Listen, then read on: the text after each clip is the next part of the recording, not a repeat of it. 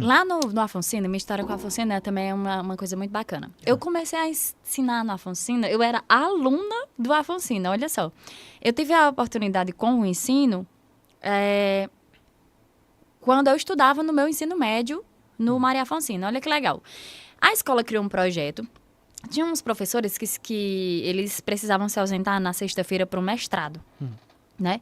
E aí a CRED, e juntamente com a escola, criou um projeto do aluno ser mais participativo, né? De o aluno ser mais protagonista. E eu sempre fui muito envolvida em tudo que as escolas proporcionavam.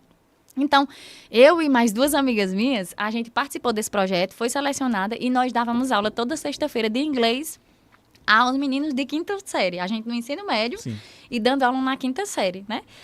Aí foi meu primeiro contato com a educação. A gente dava as aulinhas de inglês, mas aquela coisa básica, né? As frutas, os números. A gente estudava para dar aula toda sexta-feira. Depois, quando eu me formei, que eu me formei em História, eu comecei a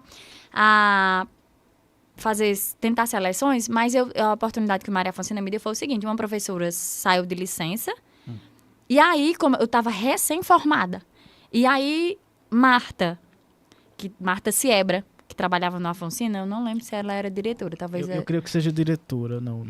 Marta Siebra, não lembro se mas no período ela estava. Ela já foi diretora, ela já né? foi diretora. Pronto, mas eu não lembro se no período ela estava como diretora, mas eu recebi a ligação dela me convocando, porque uma professora estava ausente, e para eu fazer essas aulas de substituição. Então, já foi com História.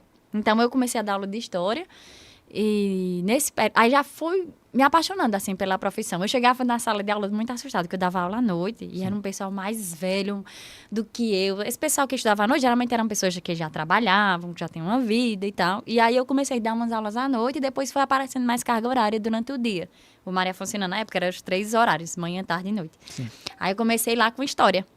E aí depois eu fui pegando substituições, né, de professores. Uns professores iam se aposentando, outros iam tirando licença, e a gente ia catando uma aulinha aqui, outra aulinha ali, e acabava formando uma carga horáriazinha pra gente. Então eu passei aí uns 2 anos no Maria Afonsina. Uma experiência muito boa, né? Muito boa. Muito boa mesmo. E eu estudei lá, então pra mim era prazeroso. Eu dava aula agora num ambiente onde eu já tinha estudado, então era muito, muito mágico. E de lá você foi para a escola profissional? Né? Eu ainda passei um período no Zé Correia. Na escola. Zé Correia? Foi, eu passei pelo Zé Correia também. Eu não pesquisei essa parte, não. Não pesquisou, não, né? Já estou revelando aqui. Coisa boa. Eu passei também um períodozinho no Zé Correia. E teve uma hora que era concomitante. As duas, tinha umas aulas no Zé Correia e outras na Afonsina. Então, eu ficava intercalando entre as 2 escolas. Sim. E isso durou cerca de 2 anos. E aí, disso... Não foi exatamente aí que eu fui para a EP. Eu ainda passei 4 anos em outra instituição, que é a Aconva. Eu trabalhei 4 anos na Aconva com projetos sociais, com criança. Eu trabalhei por Criança Esperança, um projeto lindo. Entre outros projetos da Aconva, com os parceiros da Aconva, eu trabalhei lá também 4 anos com projeto social. E aí, depois que eu saí da Aconva, foi quando eu abri a seleção para a EP, que foi em 2013. E aí, em abril de 2013, foi onde eu entrei na escola profissional, doutor Irã. Pronto. E aí, como foi lá na EP? Porque você passou 8 anos na EP. Isso. Aí teve que sair. Mas daqui a pouco a gente fala da saída. Eu quero que você fale agora como foi no início, a experiência. Porque é uma coisa nova na cidade, a EP. Nova, muito nova. Foi uma coisa nova naquela época. Hoje está com mais de 10 anos, né? A EP tem um tempinho já. Tem 12 anos. Isso.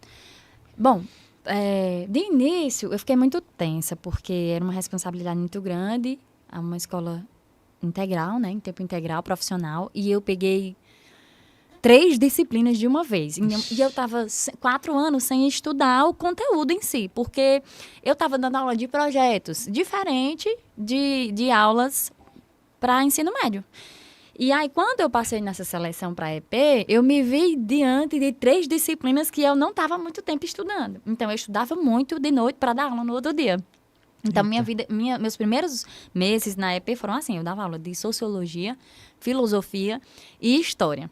E aí, eu estudava, me lascava de estudar de noite, dormia com a cara no livro, relembrando conteúdo, fazendo resumo de matéria, fazendo plano de aula para no outro dia dar aula. Então, eu estava com 3 disciplinas bem pesadas. No início foi muito correria, tenso, querendo fazer tudo muito direito, muito certo e com medo, né? Tudo que é novo pra gente dá um estranhamento, causa um estranhamento, um medo, né? Isso. Mas deu super certo, me habituei muito rápido. Eu tenho uma característica muito boa, que eu considero muito boa, que é eu me adapto muito rápido aos ambientes.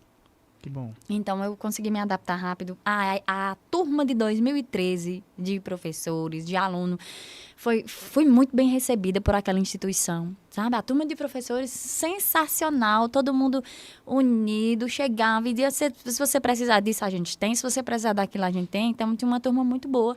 E aí, deu tudo certo. Muito bem. E aí, hoje, a relação que você criou com os alunos lá em 2013... É interessante que permanece a vida toda, né? Permanece. Você observa eles na rua, eles observam você, Laura, né? Nossa, eu tenho alunos que já estão formados, trabalhando no que se formaram. E que lembram sempre da gente, que estão com a gente sempre. Né? E que outros que não se formaram, mas já têm seu emprego, já foram embora e já estão vivendo bem. Outros que estão aqui na cidade, que também estão com a gente. Então, são laços eternos, né? Eu tenho alunos que conseguem, a gente traz para a vida, que continuam ali, a gente torce por eles torcem para a gente, e eles lembram. Uma vez eu estava conversando com um ex-aluno, da época de 2013, e ela lembrando de uma música, paródia, que eu tinha feito para revisão de conteúdo, né? E ela disse, Laninha, eu só me lembro daquelas músicas que tu cantava do conteúdo para a gente estudar para a prova. E aí, isso fica muito na cabecinha deles, né?